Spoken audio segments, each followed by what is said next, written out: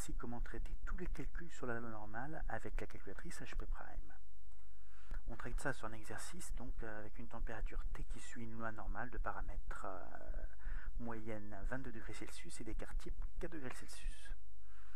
Donc on se rend avec la touche boîte à outils dans maths, probabilité, cumulatif et on sélectionne normal et on a accès à la commande qui calcule donc la température pour une probabilité donnée.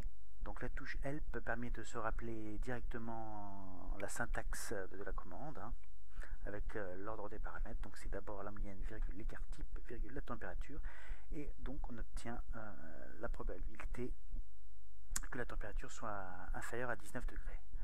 On procède de la même manière pour calculer la probabilité que la température soit supérieure, cette fois à 27 degrés, en faisant 1 moins la probabilité qu'elle soit inférieure. Donc on obtient la probabilité facilement. Pour traiter la question suivante, on va procéder à une soustraction. Donc on va à nouveau chercher avec la touche aboutie la commande. Donc on veut que la température soit entre 24 et 30 degrés. Donc là on va rentrer comme premier paramètre de température 30.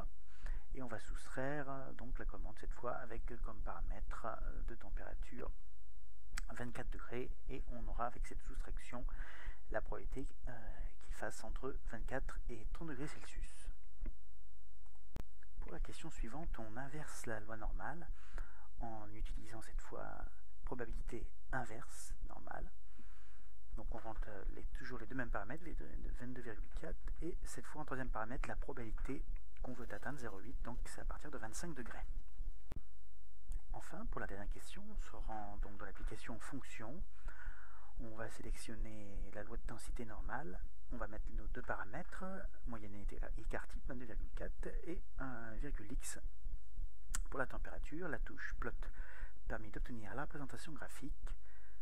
Donc on peut zoomer, se déplacer sur l'écran avec le tactile et se focaliser sur la courbe. On peut calculer l'air sous la courbe avec zone signée accessible depuis les onglets en bas. On sélectionne la température inférieure, entrée, on se déplace et l'air sous la courbe s'affiche, et la température supérieure, entrée, et on a une valeur de l'air sous la courbe